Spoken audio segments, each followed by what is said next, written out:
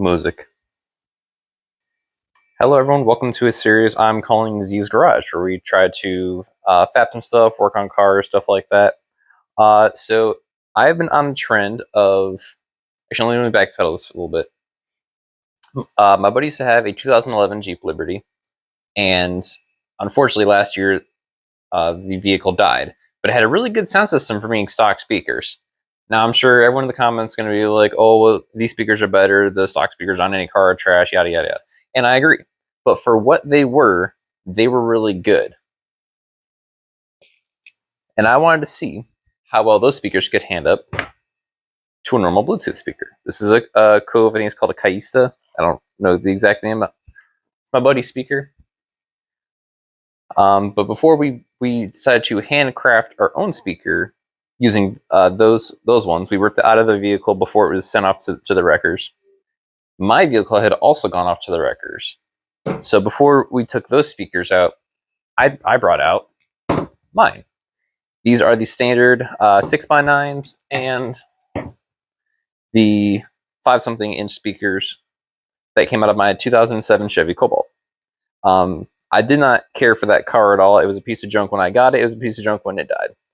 But I was curious to see if I could take these speakers and actually do something with them. Now, unfortunately, when I was testing these speakers for functionality, I only had about half an hour to rip out the speakers before it was sent off to wreckers. And unfortunately, both my front speakers were in fact blown out. Now, if you look at the backs and the fronts, that car saw some life. It had its run.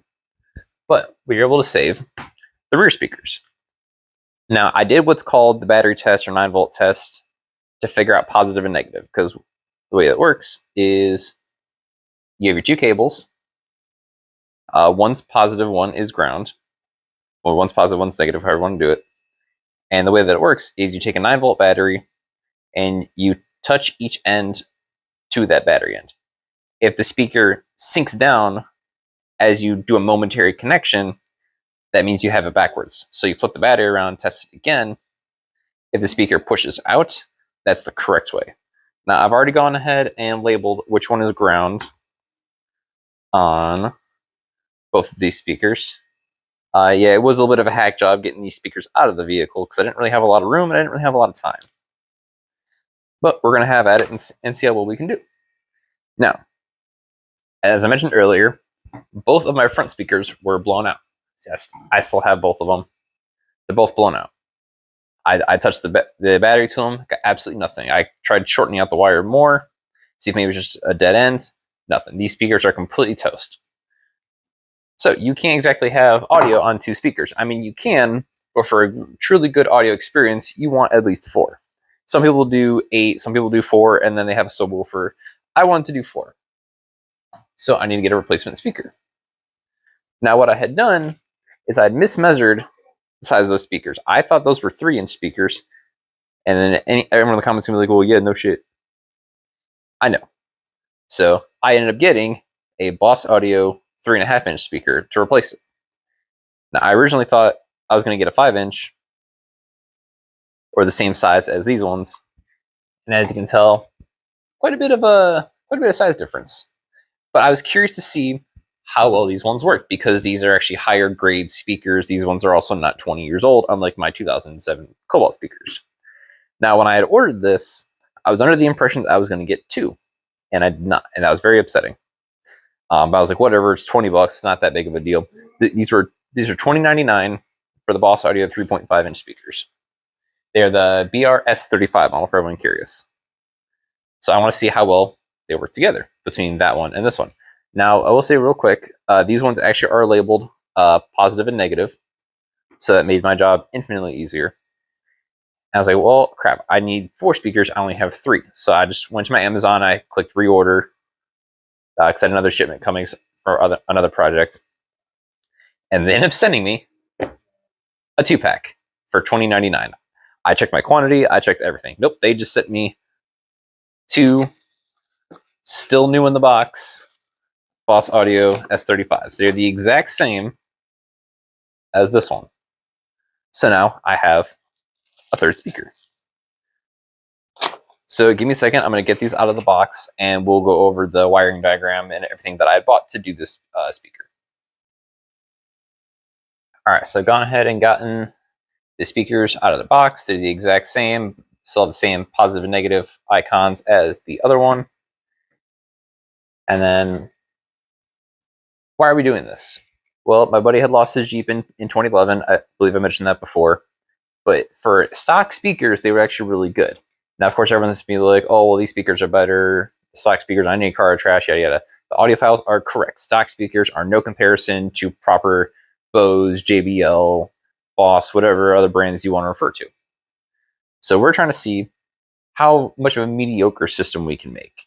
How easy is it to do? And what all do you need? So for starters, you need a minimum of 2 speakers. I went with 4 because I like having that good surround audio. And then you also need your head unit, which totally was not repackaged for a reshoot. This is the Jenson MPR210. This is about $40 on Amazon. It's supposed to be a good all-round cheap unit. So, and there you get the unit itself. I did pick one that has Bluetooth compatibility because I want to see how we can do with wireless. It also has aux. You have your pin connector. You have a little placard. This is thank you for choosing our product. And then you have your manual. Now, in the manual, it tells you which wires for which, because each wire, and this is what the part that scares a lot of people, including myself. There's all these wires, and like, okay, where do I start? What do I do? So in the manual, some units will have a sticker on here, depending if you buy a bigger one. Each pair of wires goes to one of the speakers. So this one, I believe, is the right rear. Then you have the left rear. And then you have your front, and you're the front. And I have the diagram behind me. I had it written down on a piece of paper, so it was easier to understand the pin connectors when I have everything all start hooking together. And then you have your blue one, which I believe they said in the manuals for the antenna, which we are not using, so we do not need that one. The black, which is the ground for the unit. And then these 2 wires. So the red one is obviously the positive. The yellow one relays to your starter. So this thing isn't just constantly drawing power. It's only when you click the key over and start the engine, that's when this unit will power on.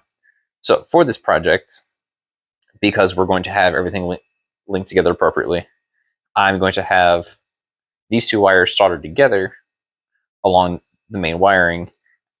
I'm going to cut this blue one off since we don't need it. Black will obviously go to its ground.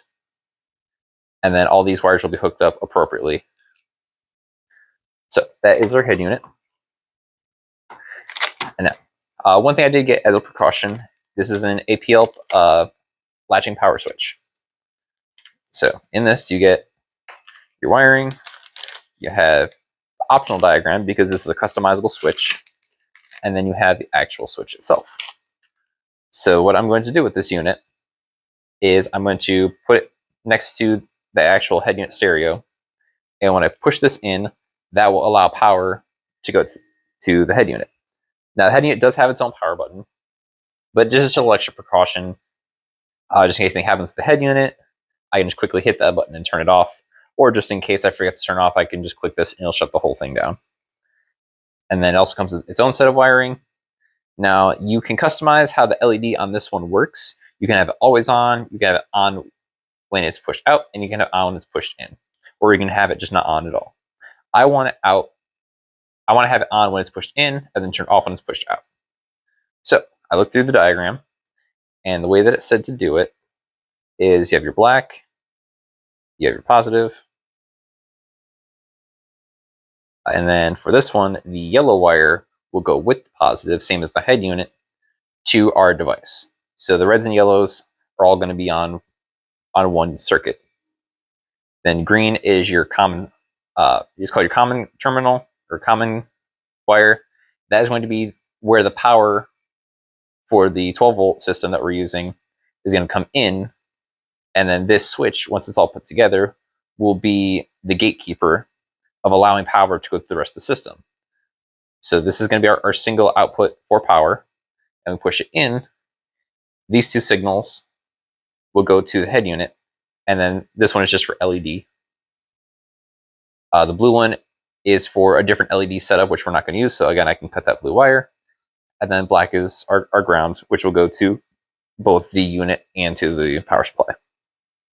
Not necessary, but it's something that I wanted to do. I also wanted to see how far I could get with making it more than just a basic setup. And then I do also have my soldering kit, the Bernzomatic. It's a hands-free kit, so to speak. It doesn't have any kind of wiring or battery. It's a butane torch. I've used this quite a few times, as you can tell by the sponge. I have great success with it, so I'm curious to see how it goes. And then we also need a heat gun for heat shrink, so we can wrap all of our soldered connections together, make everything nice and clean, and don't have any exposed wires. And then next, we're going to need some cable, because obviously the speaker cable that we have jutting out of here is not going to be long enough to reach the head unit, especially when everything's all set and put together. So this is just standard, I believe it's 16 gauge wire. Yeah, so this is just standard audio wire, black and red. It's 16 to 30 feet. So this is going to be plenty for what we need to do. I can solder up all my connections, make everything nice and long and nice and secure as I see fit. You don't need black and red, but it's your project, you do you. I want to make sure everything's nice and clean, and I have an obvious identifier of which one is which. And then I also purchased a series of male and female connectors, and it additionally did come with heat shrink as well, which I appreciate. So you have your heat shrink, and then you have a series of positive and male and female connectors with positive and negative wires. So what I'm going to do with these is, once I have everything set up how I want it, I'm going to put a pigtail on each speaker, and then also have one hooked up to each end of the head unit's wiring. So whenever I want, I can connect or disconnect the speakers. Now that'll help out a lot. Should I have any wiring issues, I can quickly just disconnect it, switch out the unit, whatever I need to do, and I still have the connector. So I thought that'd be a nice, easy, clean way to do things, at least in my head. And then this is not necessary, but I do have a little wiring stand, so I can hold my connections together and solder them a little bit more easily. And then I have a wire stripper / crimp tool, so I can get everything all nice and cut up. And then last but not least is a 12-volt power supply. This is basically your standard laptop cord. And as you can see here, pretty basic. You've seen this 1,000 times if you've ever owned a laptop or a low-end PC. And then it also comes with its own connector, so I can put the positive and negative together here. I can screw it down, and then this will be the butt of the head unit in its entirety. Like, everything's all said and done, everything's going to come through here. Now this is only a low amp 12-volt power supply, which is what the unit requires. So we're not worried about burning anything down. We're not running card level power. It's just running through a card level system. See, just standard laptop connector, this, and then it'll plug into here when everything's all said and done. So at this point, I have not one, not two, but 3 ways to ensure that everything gets wired up properly. I also have a way to disconnect parts of the system as I see fit. Now this piece also has a quick disconnect on it. So if anything happens while this is held into this actual stereo, I can come in the back and just unplug this as well, which I thought was actually a nice detail.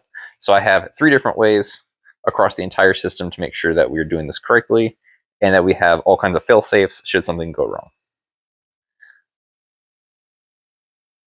And last but not least, we're putting all this electronic stuff together. Well, where's it gonna go?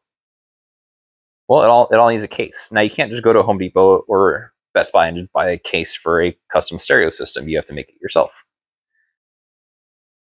Now I've dubbed this the meth head stereo. There's me. I'll pick up the camera. It's on the floor.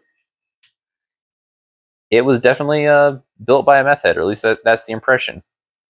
So the wood top that you just saw earlier is actually the back of it. And then this is all held together by shoddily cut Home Depot particle board and wood screws. The wood screws are just what I had lying around. And if you can see down here, I originally had the speakers cut for the 525-inch speakers for the fronts. When I realized that those were dead, I had to cut down more particle board and size it up for the 3.5s. Now, I do not recommend using particle board. As you can tell by the edges, it is very much not rated for this kind of project. I'd recommend something a little bit more sturdy. It's very flimsy. It's also why the edges look like crap. You can make fun of me in the comments. I'm not a carpenter. I had about an hour to put this all together, and this is what we got. Now, if this video does get 100 likes, when we put together my buddy Kai's speaker, this will be more professionally done. But if I get 100 likes, I will rebuild this speaker housing to look more professional and look better. So this is just a prototype, just to kind of see how well my skills are at soldering and putting connections together and making music, or making music come out of the speaker. All right, that being said, let's get started. All right, so we're about ready to get soldering. So I did want to pull up this diagram from Apiele. Now, the way that I want to set up this button, as I said, is that it is currently its off state, and then when I click it to close the circuit and supply power to the head unit, the LED will turn on. Now, if I read the diagram correctly, that is option number 3. They give you multiple for how you want to set it up. So it says that I need to connect the yellow wire and the positive to only the device, which is going to be the head unit. Then the green wire, which is the common, has to only go to this power supply, and the ground has to go to both. So when I have everything hooked up, I will have some of the speaker wire in a T section for the ground, but everything else will be on its own portion of the circuit. All right, so let's get started. Firstly, what I'm going to do is I'm going to come in here and then just take both of these blue wires off of the head unit and from the button, as they will not be needed for this project, and it's one less thing out of the way. And since these wires themselves will not have power to anything, we shouldn't have any issues. All right, so this is the pigtail for the button. So these are going to connect only to the head unit, then the power supply, and then both. And then for this half of the cable system, these will go only to the button, and then this black wire will go to both. So I'll have one T section for the ground, and then everything else will have its own separate connection. All right, so I'm going to start actually with this head unit. I'm going to take off these little ends and start hooking up. I decided to go with the male end for the head unit. And then, like I said, once I have everything connected and put together, I can come back with the speakers. Once I have the appropriate amount of length of wire gauged out, and then just snap it in. And it'll all be plug and play because they're already labeled positive and negative. I've already labeled positive and negative on the old speakers, and I'll have wire run for the new speakers.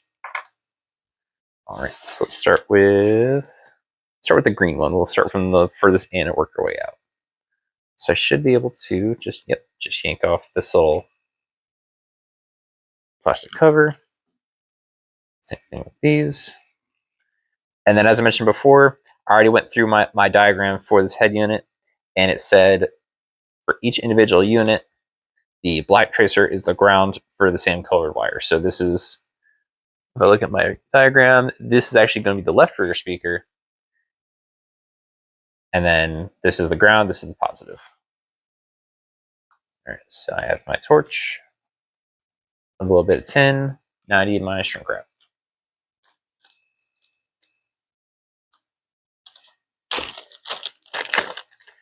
And I'm just going to pile it all right there.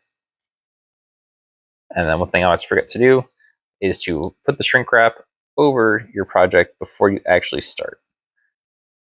Don't know how many times I've gone to do wiring things and I forgot to put shrink wrap over it. I had to cut it and redo it. It's so annoying.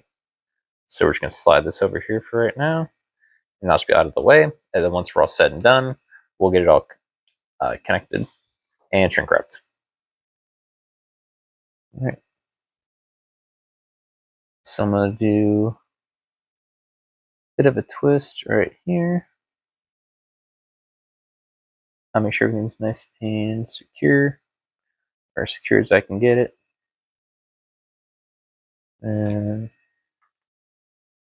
that's actually why I brought a little stand.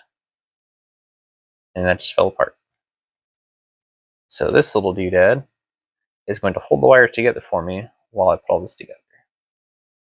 Make sure it's not the ground. Last thing you want to do is wire this up backwards.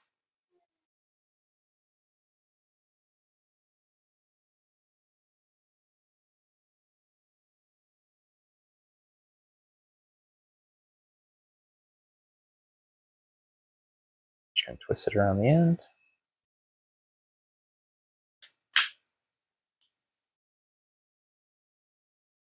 Give that a second to heat up.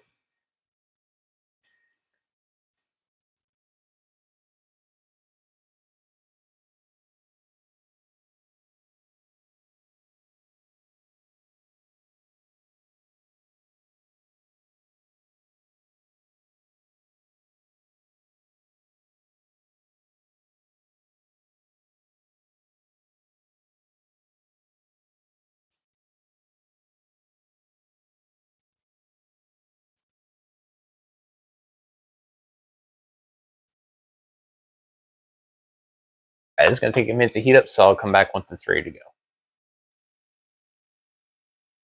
Alright, so my gun decided to take a while to heat up, but we have completed our first solder. Now I'm going to move this connector and put the heat shrink over it. Alright, and let me just get this heat gun hooked up and we will shrink that. Alright, now we've got our heat gun. Now we'll go ahead and shrink this. Get all nice and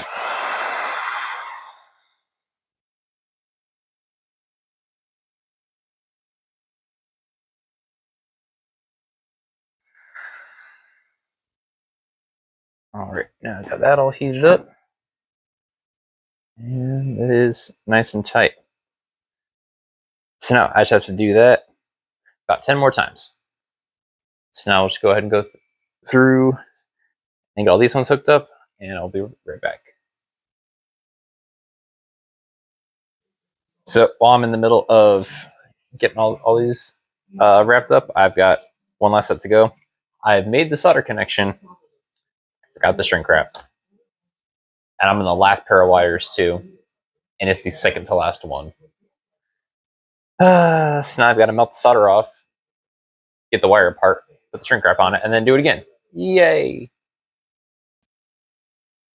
Alright, and I just finished up. I had to cut and resolder that one wire that I messed up, but I want to show progress. So, these three wires are all going to be the positive and negative for the actual head unit. And then right here we have all the wires all nicely done up, shrink wrapped together. So now idealistically, once I have the proper wiring cut and measured, these should all just clip together on the speakers and it'll be a nice clean installation. Alright, so now, let's see, head unit goes this way. Then this goes in this way. So ideally, now it plugs in. Now just go right here. So now I just got to do the same thing to the wire, those speakers, get them all wired up. So I'm gonna put this off the side for now, and then throw things on the table.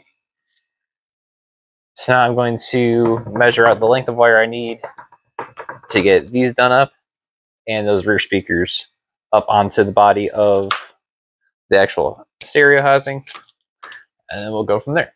So I'll come back once I've got the wire measured.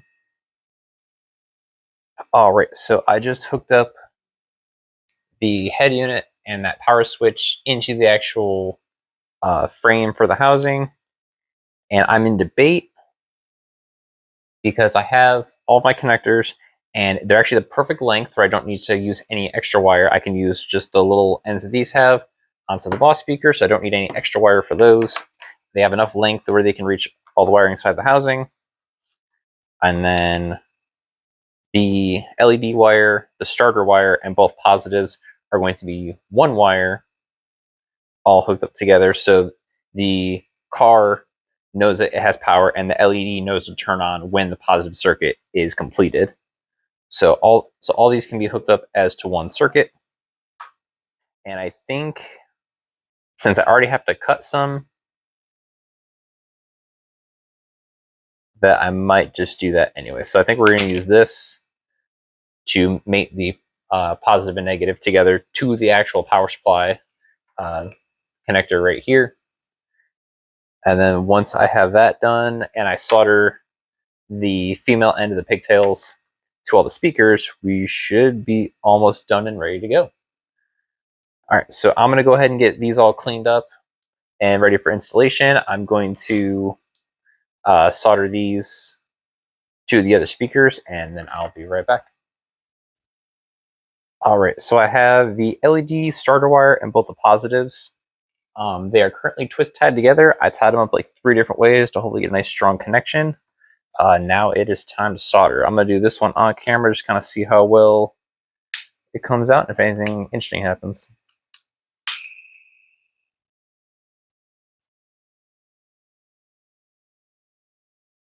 Now, this might not be necessary given how tightly wound these all are, but I just want to make sure everything's nice and secure.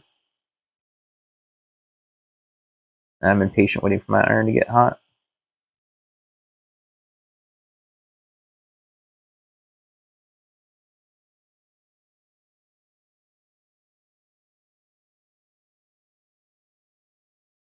I did have it turned off for quite a few minutes before I started filming this because I had to set up all those connections, get them all measured out.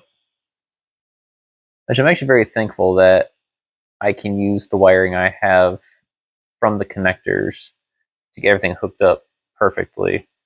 So I'm not worried about more connections I have to do. Save myself a little bit of work. And I got my tin stuck.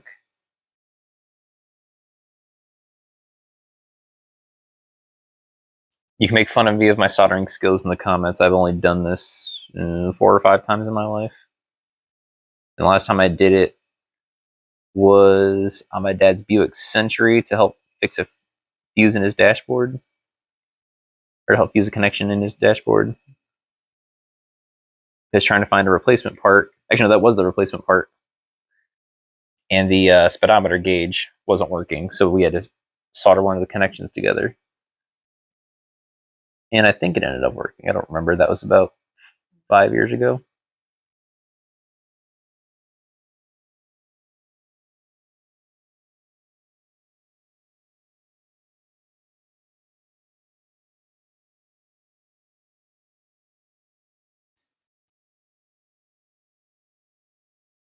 And it's not going to be the prettiest job, but we should be in business here in a moment.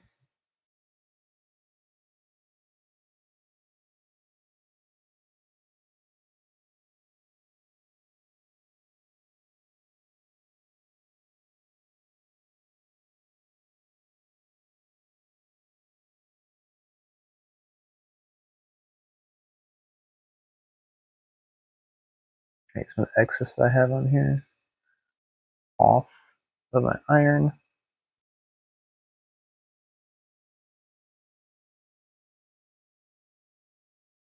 All right. I'm not happy with it, but it is good enough.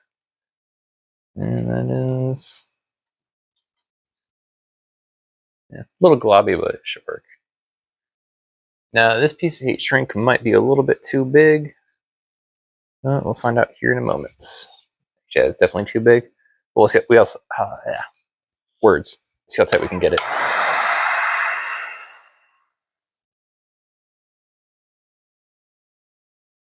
If I can get it close enough, I'll just zip tie it. That way it's not moving around. And I do have a piece of duct tape on both the negative ends, just so I can get an idea of how close they were supposed to be once everything's all hooked up. So I'll cut some of that shielding off, do the solder, and then she should be good to go after that.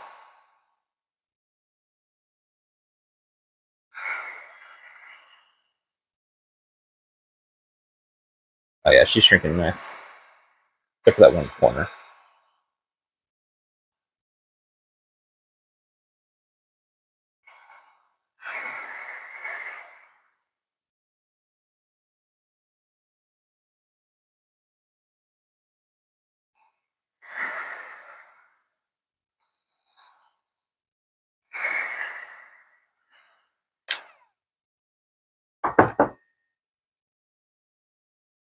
Not quite set how I want it, so we'll probably get a zip tie, put one on each end. Or just put one on this end. Just to keep it where it's at. Actually. Yeah, I'll put some on there, just keep it where it's at. Alright, and then these will have to get cut together. And this one. And I already cut out a piece of wiring. So I have it set so I can cut and tie these, solder them, put a little bit of shrink on them. And then these, I just have to cut off the protector on the ends, and then get a little screwdriver, wedge these in here, and they are labeled positive and negative. Tighten those down, and those connections should be good. And then once I get these ones hooked up, yeah, just the speakers, and then we are all set. So I will jump back to this once it's complete.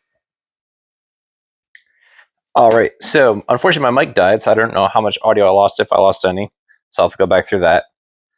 So we're currently looking at the back of the stereo housing. I have all the speakers hooked up into place, and yes, I know it looks ugly. I'll probably end up just doing it as redoing it at some point. So let's go over the wiring harness real quick. We have the on-off for the button. It's all been wired up appropriately, following the diagrams. And then we have the connectors for the actual head unit, all wired up. And then I do have my diagram, which is right over here, that labels the farthest one from the left being the right rears. The second from the left is the right fronts. And then the middle one is the left fronts. And then the last one is the left rears. So how I'm going to have to wire it is basically flip it, because I want all the audio facing me with the head unit. So this is going to be the left and this is going to be the right, which means that this purple one right here is actually going to go down to this one. And I did measure to make sure that everything's going to reach. So I'm going to plug the head unit in first. And then with the purple one, go right there. And then this is the left front. That's going to be the next. Oh, sorry, I had it backwards. Yeah. So this goes to this one. Yeah. So purple is the right rear. And that makes this gray one the right front, which will be this one. Remembering that the head unit and the whole stereo is backwards right now. So left will be left when I flip it back around. Let's see, and then the white one is the one in the middle right here. That is the left front, so that is this one. And then that one is the left rear. Now we're going to plug in our power switch. I heard a click, so that's good. And then this will go to the laptop power supply right here. Now, I do have a fire extinguisher nearby just in case, and I do have this on a separate power unit from the house just in case as well. And now, the moment of truth. All right, everything is all hooked up together. I see power going to the button. I'm going to flip it around. And I realize that I do have it hooked up incorrectly as far as the LED. That's fine. All right, now moment of truth. Okay, I have it backwards.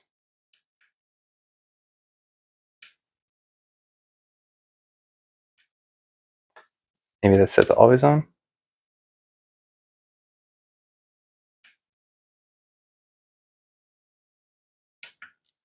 Hey, there we go. And I hear radio. Oh, it's right on the antenna hooked up. All right, so mode, aux. I don't have an aux device at the moment. Not pair. All right, let's see if I have an old Bluetooth device around here. Give me 1 moment. Be right back. All right. So I did move my setup around a little bit. I know you guys can't really see much of a difference. I did move the power supply off of the computer's backup battery, since I know that it's not going to burn anything down. I've checked out the wiring and everything looks really good. And I realized I did have to set it backwards from how I originally read the manual. Is that this is the off position where the button is pushed in, so the head unit has no power of any kind. So I did technically have it correct. I just read which position was on and off backwards in the diagram. But if I click it out, now when the button has power, the LED is on. That's what I wanted. Now I can turn the head unit back on. Cool, it's really good. And it auto defaults to radio, which I don't really like, but sort of such as Bluetooth. I did connect it to an old cell phone that I had lying around since I'm using my current one for filming. Now I have a copyright-free song called Rumors by Netflix. I actually love Bryce Savage. So we're gonna click this. It's probably gonna give me a YouTube ad. No YouTube ad. Cool, so I can hear the audio, and I'm just gonna kind of feel the speakers. I feel all of them responding, which is good. And I also did flip through these buttons a little bit. If you click the middle, you can control the bass. You can control the treble. You can choose the balance between left and right and front and rear, so I can have it more this way or this way. Whichever if you're in a car, most people like to have the music like right next to them, so they'll have it more set to front. And then I don't know what loud does. It might just be like a bass booster. Oh, I see. It has preset settings. So you can have user custom, and then it has flat, classic, rock, which actually I like that. That's cool. And it's got 2 points of volume control, the phone, and then obviously the radio. And I do apologize for that audio is going to come across through my microphone, but it actually sounds pretty good. Kind of see how the bass is going to drop on this one.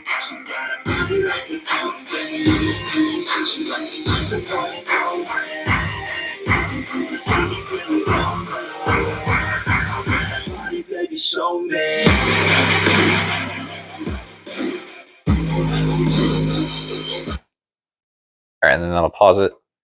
Okay, so I do apologize for the audio comes across on my microphone. It's a cheap little chest mic. But honestly, for 20-year-old car speakers and some 3.5-inch speakers, this actually sounds pretty good. Like I don't feel like I need to add an amplifier. I don't feel like I need to change out any speakers. So yeah, I'm happy with it. So we've accomplished our goal. We decided to see if we could make a custom at-home stereo system using only car accessory products.